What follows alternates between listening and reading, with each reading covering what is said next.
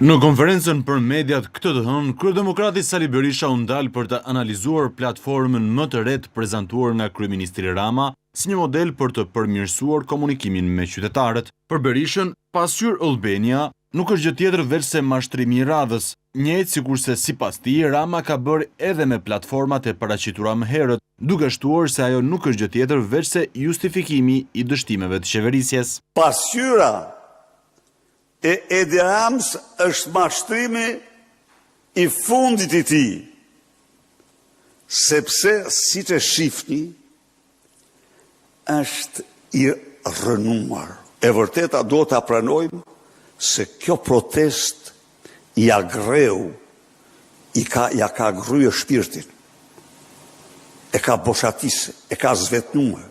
Mëtej i pyetur nga gazetarët, Sali Berisha komentoi edhe qasjen që Partia Demokratike do të mbajë me parlamentin në rinisjen e sesionit të ri në shtator. Natyrisht, të gjitha qëllimet tjera janë në tryezë përveç bojkotit. Bojkot ne nuk bëjmë. Ne jemi të përsaktuar.